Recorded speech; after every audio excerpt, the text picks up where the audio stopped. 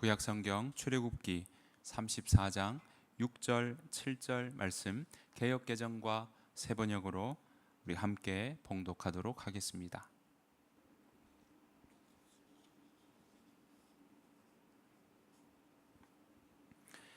출애굽기 34장 6절 개역개정입니다. 한 목소리를 읽겠습니다.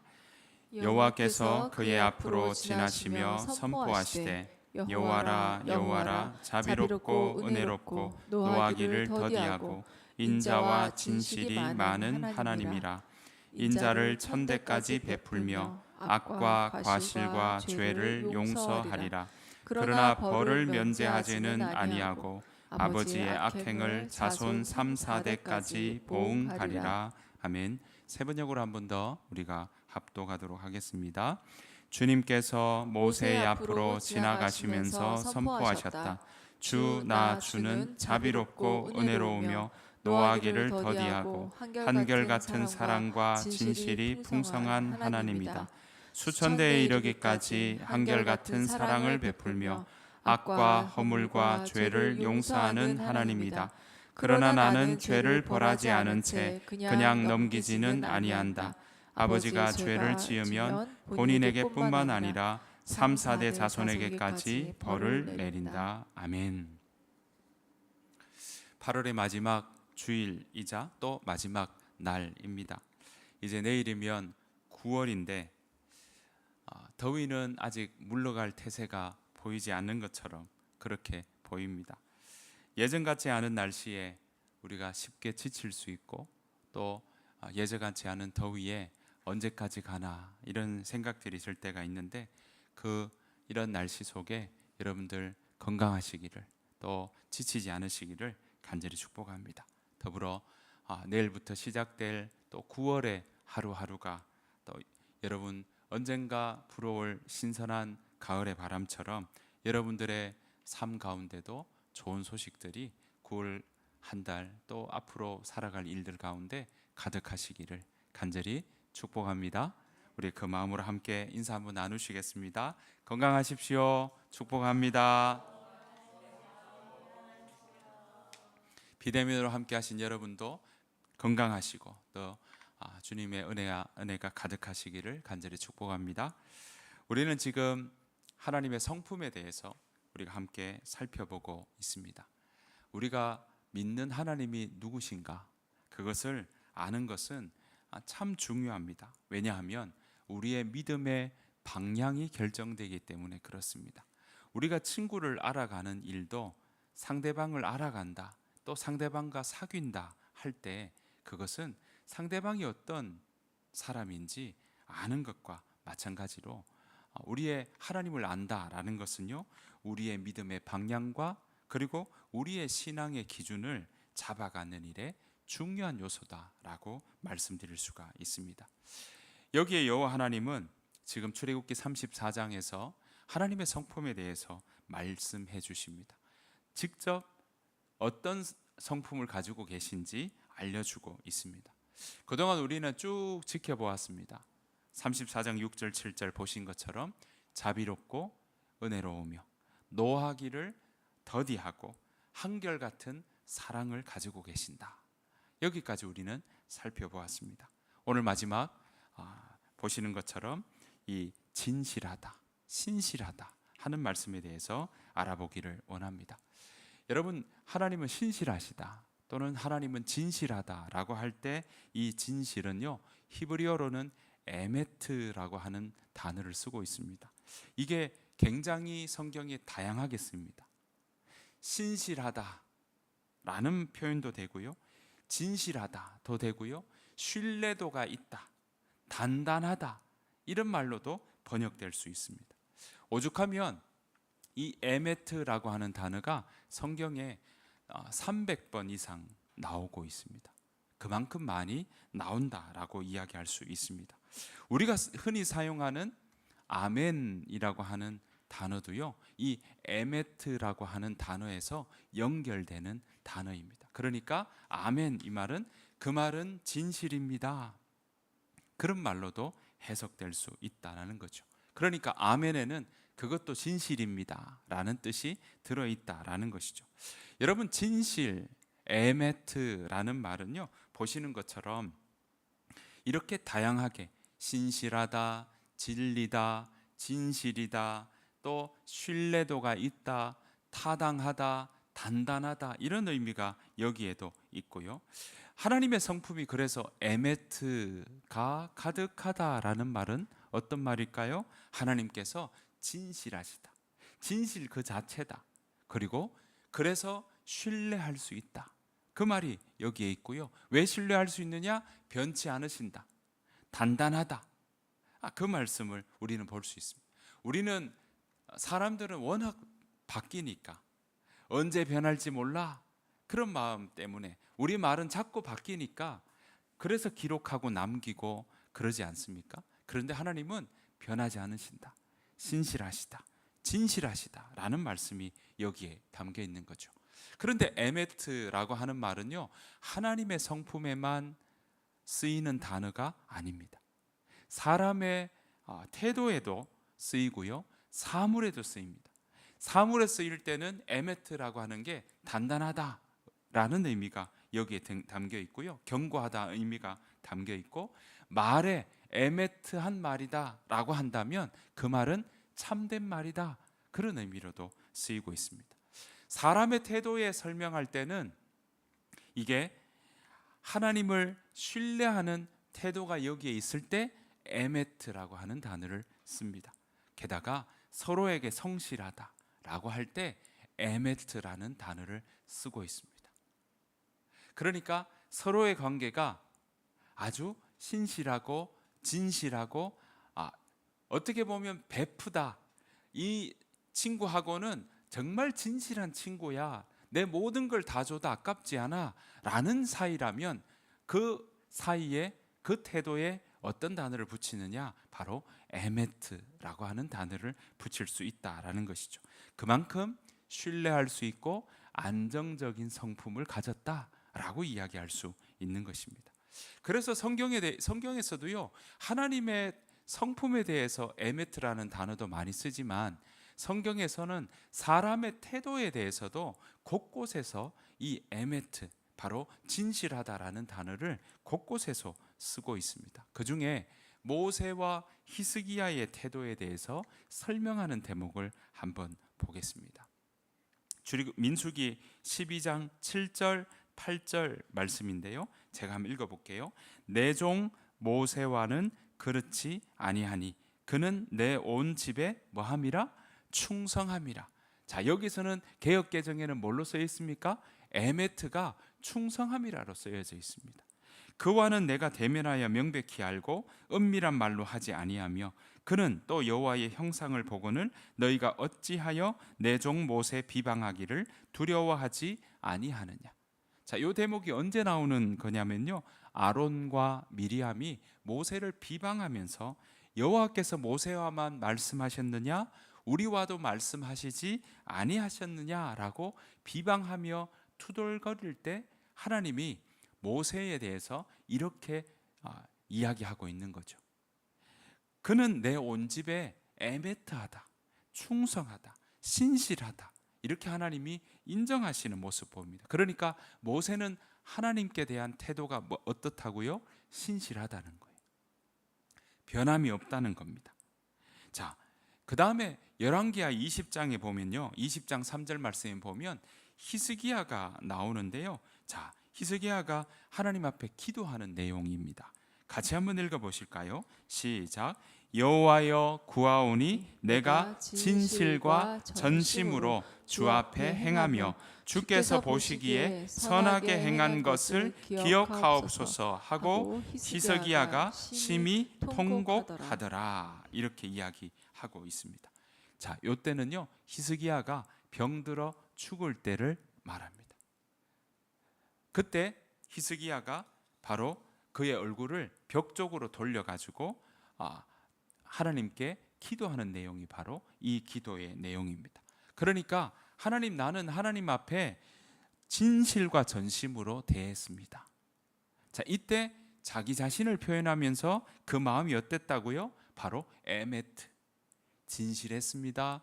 전심으로 행하고 있사오니 하나님 그 모습을 기억해 주십시오. 이렇게 간구하고 있는 것입니다.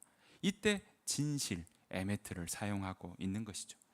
이렇게 하나님께서 에메트로 가득하다, 사람의 태도가 진실하다, 에메트하다라는 말들은 성경 곳곳에서 볼 수 있습니다. 모세가 이스라엘의 지도자들을 뽑을 때도 보면 어떤 사람을 임명하냐? 에메트한 사람을 임명하려고 했던 거죠. 그 말은 뭡니까? 뇌물을 받거나 또는 정의를 왜곡하거나 그렇지 않은 사람. 그러니까 그런 사람이 바로 진실한 사람이다라고 이야기하고 있는 것입니다. 하나님께서 에메트하다 또는 하나님의 진실로 가득하다라는 것도 성경 곳곳에 오히려 제일 많이 나오는 대목이 바로 하나님을 향한 진실한 하나님, 신실하신 하나님을 이야기하고 있는데요. 이게 한글 성경이나 영어 성경에 굉장히 다양한 모습으로 번역되다 보니까 히브리어는 에메트 그대로인데 한글 성경에는 신실하다, 진실하다, 참되다 이런 표현으로 계속 바뀌는 일들이 일어나다 보니까 우리가 좀 다르게 느끼고 다르게 생각하는 경우가 있다라는 것입니다. 자, 하나님이 에메트로 가득하다, 진실로 가득하다 할 때의 예를 예레미야 10장을 통해 한번 보기를 원합니다. 예레미야가 우상을 숭배하는 풍속을 따르는 이스라엘 백성들에게 경고하는 대목에서 여호와 하나님이 우상과 어떻게 다른지를 설명하고 있는 대목입니다. 예레미야 10장 10절 말씀입니다. 쉬운 성경 버전으로 한번 보시겠습니다. 같이 읽겠습니다. 시작. 오직 여호와는 참 하나님이시요 살아계신 하나님이시요 영원한 왕이시라. 그 진노하심에 땅이 진동하며 그 분노하심을 이방이 능히 당하지 못하느니라. 여러분, 한글 성경에는 지금 이게 참 하나님이다라고 표현하고 있어요. 영어 성경도 NASB라고 하는 버전의 성경을 보니까 이것 어떻게 나옵니까? True라고 성경이 번역 옮겨 쓰고 있습니다. 그러니까 예레미야가 오직 여호와는 참 하나님이시다 라고 하는데 이게 원래 에메트, 하나님은 에메트하시다, 진실하시다라는 말이라는 거죠. 여러분, 예레미야가 얘기하는 오직 하나님은 진실하시다, 신실하신 하나님이시다라는 이 말을 예레미야가 살았던 당시의 이스라엘 백성들은 믿지 않았다는 겁니다. 믿어도 대충 믿었다는 의미입니다. 왜냐하면 오늘 이렇게 이야기하는 이유가 우상 숭배가 그 당시에 만연했기 때문에 그렇습니다. 그러니까 하나님이 여럿인 거예요.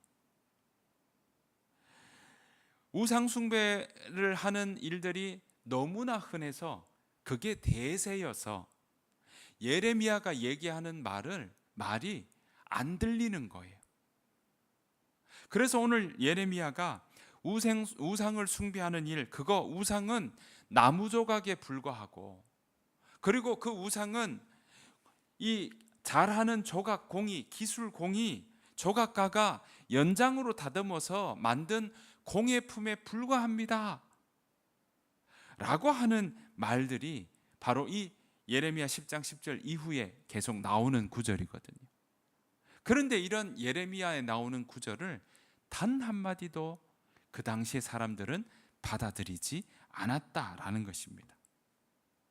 여러분, 왜 그렇게 예레미야가 전하는 하나님의 말씀을 당시 사람들은 듣지 않았을까요? 왜 그렇게 받아들이지 않았을까요? 왜 그렇게 믿지 못했을까요? 왜 사람들은 그들의 조상들, 이스라엘 백성들의 그 조상들이 출애굽을 경험했고, 그리고 10가지 재앙 통해서 직접 경험했던 그 사람들이 출애굽해서 마른 땅 홍해를 건넜던 일들이 그들의 조상들의 일에는 분명히 있었단 말이죠. 그런데 그 일들을 분명히 있었다는 걸 알면서도 그렇게 함께 하셨던 하나님을 믿지 못하고 있는 현실이 지금 예레미야 시대의 일입니다. 출애굽에서부터 예레미야 시대까지 그 수백 년이 지나면서 이스라엘 백성들은 그 조상들과 함께 하신 하나님을 잊어버리고 또 그 하나님은 우리 삶 가운데 잘 일하시지 않는다고 생각을 했고, 그래서 오히려 자기가 손에 잡은 우상 그거 더 의지하고 조각으로 빚은 그 우상을 더 숭배하는 일을 그들 가운데 했던 겁니다. 물론 하나님을 섬기는 일도 있었지만 그러나 여러 신들 중에 하나였다라는 거죠. 그건 하나님을 믿는다 하지만 하나님을 믿는 일이 아니었던 것입니다. 성경에서 이야기하는 믿음과는 거리가 먼 믿음인 거죠. 여러분, 이런 신앙의 모습은 맹목적인 신앙의 모습이라고 말씀드릴 수가 있습니다. 당시 이스라엘 사람들의 신앙, 그들이 믿었던 하나님, 그건 성경에서 이야기하는 하나님과 결이 달랐고 색깔이 틀렸고 방향이 달랐던 겁니다. 그렇게 믿어도 된다고 생각했던 그런 모습이었던 거죠. 어쩌면 그들은요, 맹신했습니다. 어쩌면 그들은 미신처럼 믿었고요, 어쩌면 그들은 하나님을 그렇게 광신하며 믿었던지도 모르겠습니다. 여러분 기억하십시오. 성경에서 신뢰나 믿음은 결코 맹목적이지 않습니다. 여러분, 맹신이나 미신이나 광신과는 다른 믿음이 성경에서 이야기하는 믿음입니다. 우리는 누구나 각자 믿음을 가지고 삽니다. 왜냐하면 보이지 않는 앞길에 대한 바람과 소망을 담기 때문에 그래서 믿고 가는 거죠. 사람을 믿기도 하고요, 내가 붙잡고 의지하며 가는 마음들이 그 가운데 있는 거죠. 그런데 여러분, 맹신은요, 옳고 그름을 분별하지 않고 무작정 믿는 거 맹신입니다.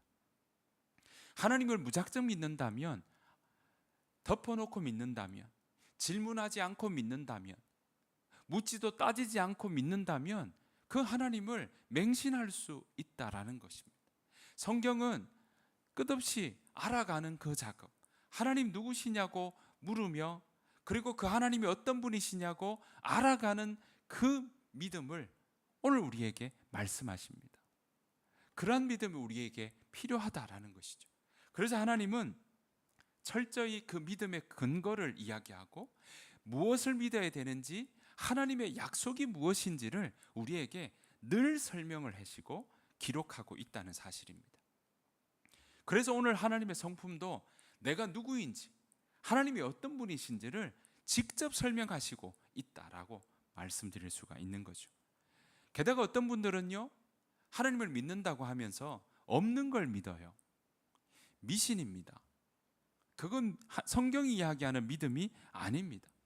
합리적인 근거가 없이 무비판적으로 맹목적으로 믿는다면 교회에 있다 하더라도, 하나님을 믿는다고 하면서도 만약에 없는 것을 믿으며 막 지어낸다면, 그러면서 그게 다 하나님의 은혜 안에 다 있다고 하면서 그렇게 치장한다면 그것은 성경이 이야기하는 믿음이 아닙니다. 어떤 이들은 이러죠. 자기가 생각하는 사람들. 그래서 한국에도 수많은 이 땅에 온 예수라고 하고 이 땅에 온 하나님이라고 하는 사람이 수십 명입니다. 자기가 재림 예수래요. 자기 멋대로 그러한 또 사람들에게 열광하며 믿습니다. 우리의 역사를 봐도 정말 90년대 때 하나님 재림 오신다고 다가올 미래를 준비하라고 하며 다미성교회라고 하는 성교회를부터 시작해서 지금의 곳곳에 있는 수많은 사람들의 이단의 모습들도 다 자기 멋대로 믿는 사람들입니다. 그런 모습이 끊어졌습니까? 아니요, 여전히 있습니다. 여러분, 다미성교회 한다고 교회 사람들이 자기 재산 팔고 자기 모든 이 재물 팔고 이제 하늘 올라갈 거니까 흰 옷 입고 12시에 92년 10월 28일 휴거가 일어난다고 많은 사람들이 오죽하면 공영방송도 방송하면서 찍으면서 그렇게 방송했던 일들이 우리나라 시대 역사에 그대로 있는 걸 보게 됩니다. 그러면 그게 아니었으니까 끝나야 되잖아요. 그게 아니었으니까 자기 멋대로 믿는 것 아니어야 되잖아요. 그런데 여전히 지금도 자기 멋대로 믿는 광신의 모습들이 우리 가운데도 있더라라는 것입니다. 여러분, 한마디로 근거가 없는 믿음입니다. 맹신과 미신과 광신은 근거가 없는 믿음입니다. 왜 이런 맹신과 미신과 광신이 일어날까요? 판단 기준이 자기가 되기 때문에 그렇습니다.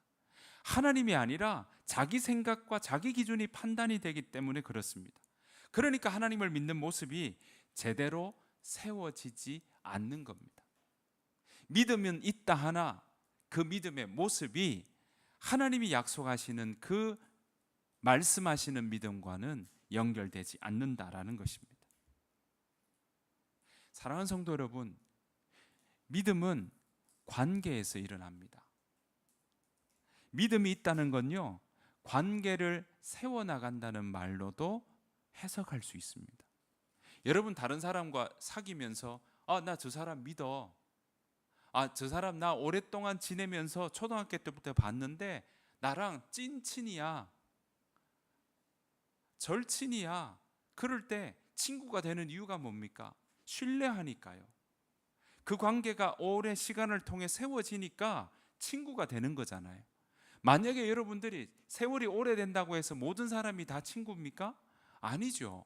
여러분들의 관계 속에 그 사람의 됨됨이를 보고 함께 사귀면서 그 모습들이 친구가 되어가는 거잖아요. 그래서 한자에도 뭐라고 이야기합니까? 오륜에도 보면 벗과 벗은 믿음이 있어야 된다. 풍우유신이다 라고 이야기하잖아요. 믿음이 있는 거예요. 그러니까 관계 속에 세워집니다. 여러분, 그런데 이스라엘 백성들은 지금 하나님과의 관계가 끊어진 겁니다.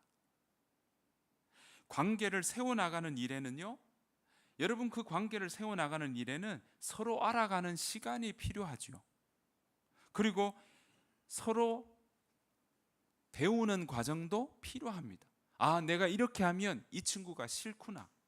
그걸 제일 많이 알 때가 언제입니까?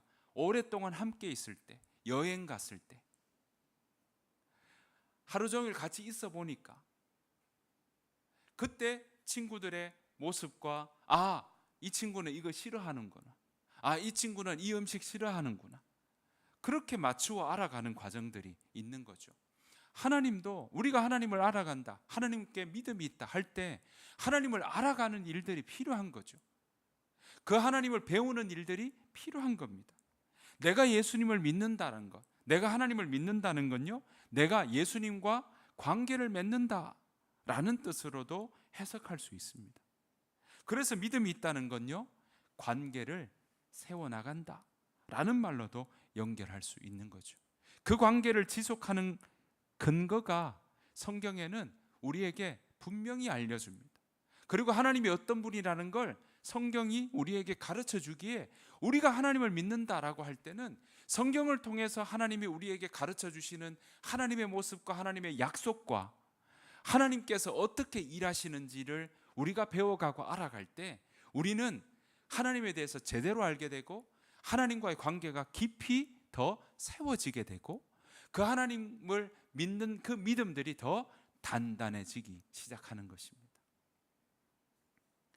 여러분, 저와 여러분들의 믿음이 이렇게 하나님을 알아가고 하나님과의 관계가 더욱 깊어지고 세월이 갈수록 더 단단해지고 그렇게 세워지는, 오늘 우리가 하나님이 우리의 좋은 친구라고 말씀하시는 것처럼 그렇게 하나님과의 알아가는 그 깊이와 너비가 세월이 갈수록 더 깊어지고 더 명확해지고 더 풍성해지는 그런 저와 여러분들의 믿음이 되시기를, 신앙이 되시기를 간절히 축복합니다.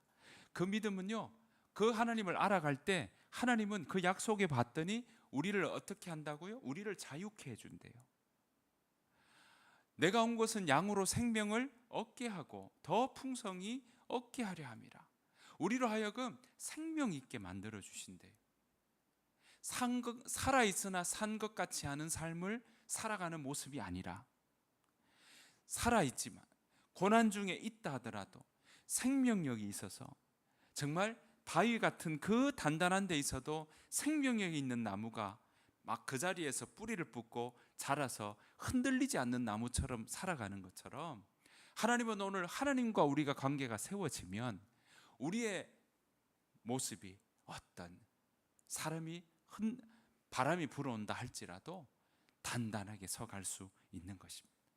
왜냐하면 그 하나님은요, 우리에게 신실하다, 나 변함없어, 나 진실해, 오늘 우리에게 약속하고 있기 때문에 그렇습니다. 여러분, 우리가 사람의 태도에서 신뢰할 만하다고 이야기할 때도 분명히 근거가 있지 않습니까? 오늘 그 사람과 시간을 보내고 여러 일들을 하면서 믿을 만한 사람이라고 이야기하는 것처럼, 하나님을 마찬가지로 하나님을 신뢰하고 하나님을 믿는다고 할 때 하나님은요, 우리에게 너 무작정 믿어, 하나님 이러지 않으신다는 겁니다. 하나님은 인격적 하나님이시기 때문에 그 하나님 우리에게 충분한 근거를 주시면서 충분한 모습을 보여주시면서 하나님이 어떻게 일하시는지 성경을 통해 하나하나 다 가르쳐주고 계신다는 겁니다. 그 하나님을 우리가 잘 모르고 또 잘 배워가지 않거나 잘 모르니까 우리가 하나님에 대해서 오해하는 경우들이 우리가 많다라는 것입니다. 여러분, 그 하나님은 구약과 신약을 통해 하나님 오늘 우리에게 어떻게 일하시고 그 하나님이 어떤 분이신지 성경 전체를 통해서 끊임없이 우리에게 말씀하십니다. 곳곳에 하나님의 일하심을 우리는 찾아볼 수 있고, 성경은 어쩌면 하나님이 어떤 분이신지를 우리에게 가르쳐 주시는 책이라고 말씀드릴 수가 있습니다. 여러분, 그래서 하나님은요, 성경 곳곳에서 뭐라고 이야기하시냐면 나는 너희들보다 앞서 일한다고 말씀하셔요. 오늘 찬양의 가차처럼 새 일을 행하고 앞서 일하신다고, 보이지 않지만 우리를 위해서 일하신다고 말씀하신다는 사실입니다. 그리고 그 하나님은 그래서 그걸 직접 보여주시기 위해서 구약의 수많은 이스라엘 백성들이 믿지 않으니까, 하나님을 제대로 모르니까, 그 약속에 대해서도 귓등으로 들으니까 하나님이 오늘 이 땅에 오셔서 말씀하시는 거죠. 제대로 보여주시는 거죠. 인간으로 오셔서 우리를 어떻게 사랑하시는지 행동으로 증명해 주셨고 그 약속하신 것을 이루어 가셨다는 걸 우리는 볼 수 있습니다. 10가지 재앙을 통해 출애굽했던 일이나 홍해를 경험했던 일은 그들의 조상들이 눈으로 직접 보고 체험하면서 하나님을 신뢰하게 하는 근거가 되었던 겁니다. 여러분, 우리나라의 역사도 마찬가지지 않습니까? 일제 역사, 우리가 8월 15일 얼마 전에 지났지만 여기에 여러분 일제를 경험했던 사람이 여기에 없습니다.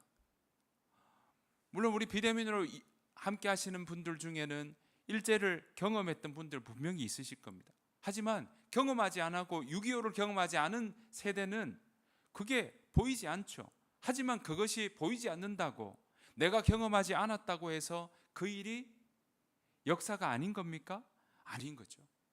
시대에 분명히 그것은 역사적 사실로 남아 있었고, 오늘 이스라엘 백성들에게도 출애굽을 통한 그들의 조상들의 일들은 그들의 역사로 남아 있었던 것이죠.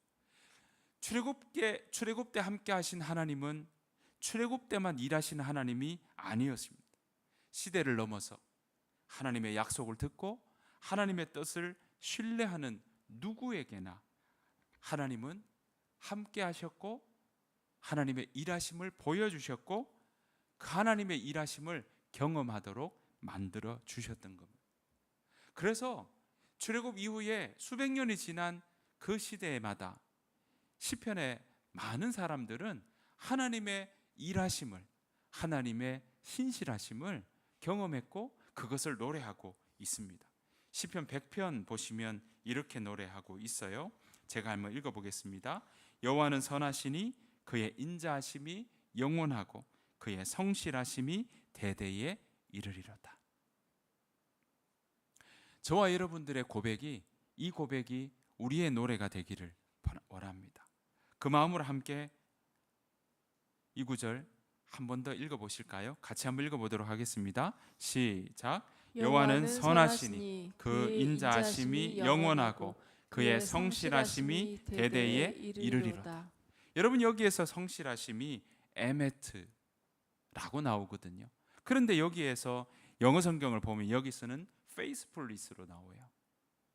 아까는 true로 나왔고요. 그렇게 하는 모습들이 그 가운데 일어난다라는 것입니다. 이런 구절들을 볼 때 여러분, 내가 지금 내 삶 속에서 하나님의 신실하심을 경험하고 있다면 너무나 공감 가고, 여호와는 선하시네 그의 인자하심이 영원하고 그의 성실하심이 대대에 이르리로다 하면, 내가 경험했으면 맞아 격한 감동이 일어나지만, 내가 그런 경험이 없거나 우리 일상에서 하나님의 신실하심을 경험하지 못하고 있다면 이 말씀은 멀리 느껴지죠. 나하고는 별로 관계없는 것처럼 느껴질 수 있다라는 것입니다. 여러분, 이런 모습이 시편의 곳곳에 나옵니다. 자, 시편 89편 한번 보겠습니다. 시편 89편을 지은 시인도 그런 경험이 있었나 봅니다. 자, 89편 1절 49절 두 구절 볼 텐데요. 1절 한번 보시겠습니다. 내가 영원히 주님의 사랑을 노래하렵니다.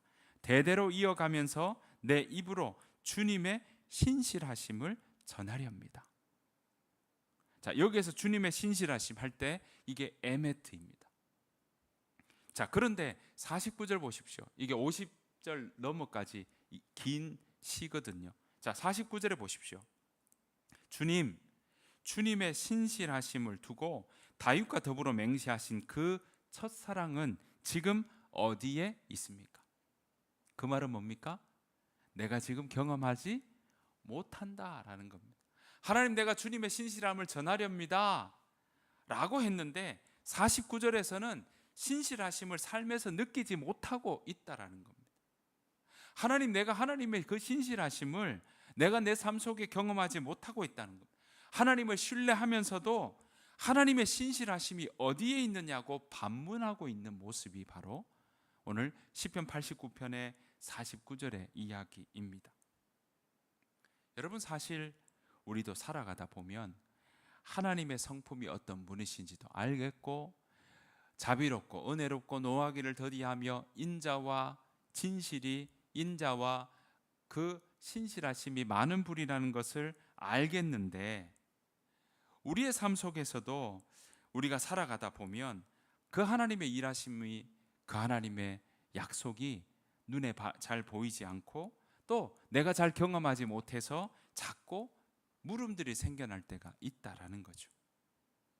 여러분, 시편 89편의 시인도 그런 마음이 아닐까요? 하나님 그 첫사랑은, 하나님의 그 신실하심은 어디에 있습니까? 여러분들은 그런 이야기들 할 때가 혹시 없으십니까?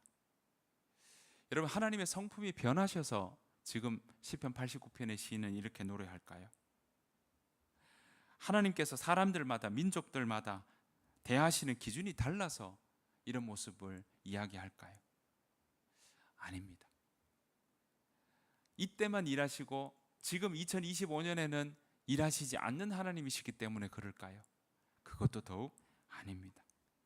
여러분, 하나님의 에메트, 하나님의 진실하심은 예수 그리스도를 통해 우리에게 보여주셨고, 실제로 신실하신 하나님의 일들을 정말 많은 사람들을 치료하시고 가르쳐 주시고 먹여 주시고, 그리고 그들이 정말 외면하고 사람 취급하지 않았던 사람들에게까지 찾아가셔서 그들과 함께 먹으셨고 함께 이야기 나누셨고, 그들에게도 하나님의 신실한 사랑과 은혜가, 자비가, 하나님의 약속이 그들에게도 해당된다고 보여주셨던 것입니다. 게다가 예수님을 통해 하나님의 그 신실하심은 십자가를 통해서 그 약속이 다 이루어졌다는 걸 우리에게 보여주셨고 말씀하셨고 가르쳐 주셨습니다. 조금도 흠이 없습니다.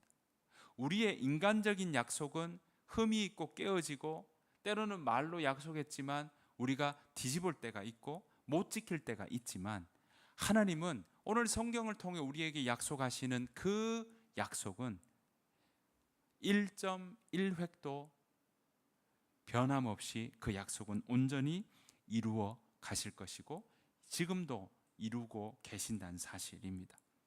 여러분, 그 약속은 이스라엘 백성들뿐만 아니라 우리 모두에게 적용된다는 사실을 기억해야 할 것입니다. 그래서 사도 바울은 이렇게 말합니다. 로마서 15장 8절 9절 말씀입니다. 같이 한번 읽어보실까요? 시작. 내가 여러분에게 이 점을 말씀드리겠습니다. 그리스도께서는 하나님의 진실하심을 드러내시고 하나님께서 우리 조상들에게 하신 약속을 확증하기 위해 할례받은 사람들의 종이 되셨습니다.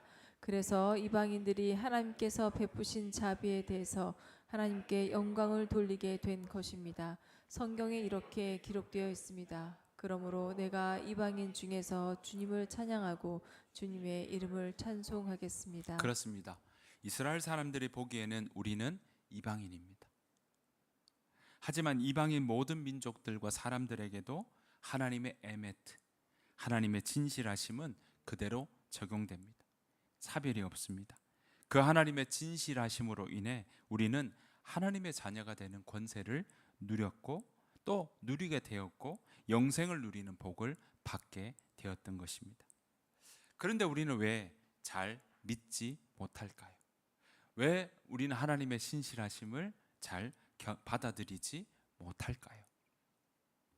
성경에서 신실함으로 약속하신 하나님은 변함이 없는데 우리가 흔들릴 때가 많다라는 거죠. 하나님은 진실하시고 변함이 없다고 성경은 여전히 버전이 업데이트되어서 계속 바뀌는 게 성경이 아니라, 하다못해 폰도 하다못해 수많은 제품들은 다 버전업이 되는데 성경은 버전업이 아니라 그대로 어제나 오늘이나 영원토록 동일하신 그 하나님의 약속은 변함이 없는데 우리가 그 하나님을 믿는 그 믿음의 모습들이 자꾸 흔들릴 때가 많다라는 것입니다. 여러분, 왜 흔들릴까요? 그 하나님, 변함없는 하나님은 그대로인데 내가 자꾸 흔들리니까 그 하나님을 신뢰하지 못하고 신실하신 하나님이라고 늘 약속하시는데 말씀하시는데 우리가 흔들리고 우리가 그 하나님을 믿지 못할 때가 있다라는 거죠. 왜 그렇게 흔들릴까? 하나님의 약속과 또 다른 생각들이 함께 들어오고 하나님의 약속이 아니라 우리 눈에 보기에, 우리 귀에 들리기에, 우리 손에 잡히는 일이 더 크게 보일 때 우리는 우리 마음이 흔들릴 때가 있다라는 것입니다. 걱정이 생기고 염려가 일어날 때, 그때 우리는 하나님의 신실하심이 잘 보이지 않고 오늘 찬양했던 것처럼 거친 풍랑처럼 더 크게 보이는 일들이 있으니까, 그러니까 하나님이 작고 작게 보이는 일이 일어난다라는 것이죠. 우리가 하나님께 신뢰를 잘 표현하지 못할 때가 언제인가요? 염려가 많을 때입니다. 두려움이 클 때입니다. 여러분, 염려는 의심을 불러옵니다. 불안은 의심을 불러옵니다. 여러분, 결혼 관계에서도 연인 관계에서도 비즈니스 관계에서도 의심은 그 관계를 약하게 만듭니다. 믿음에 금이 가게 만들죠. 안 보이는 앞길을 두고 우리가 염려가 많아지기 쉬운 것 분명히 맞습니다.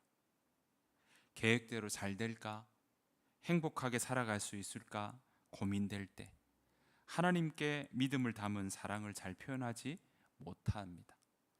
하나님과의 관계를 깨는 것은, 하나님과의 믿음을 약하게 만드는 것은 바로 내 안에 생긴 두려움 때문에 그렇습니다. 여러분, 기억하십시오. 하나님은 여전히 신실하십니다. 성경 속에서 그 하나님의 신실하심은 곳곳에서 찾아볼 수 있습니다. 여러분, 그 하나님은 여전히 우리에게 약속하십니다. 그 하나님은 여전히 일하고 계십니다. 하나님의 약속 중에 우리 안에 거하신다는 것 여전히 변함없으십니다. 여러분, 그 하나님을 더욱 알아가십시다. 그 하나님의 약속을 더욱 붙잡으십시다. 그 하나님의 일하셨던 일들을, 내 삶 속에 함께 하셨던 그 기억들을 우리가 다시 한번 헤아려 보십시다. 그리고 그 하나님의 일하심을 우리가 믿으며 그 하나님이 함께 하심을 기억하며 우리가 한 걸음 한 걸음 걸어나가는 저와 여러분들의 삶이 되시기를 간절히 축복합니다.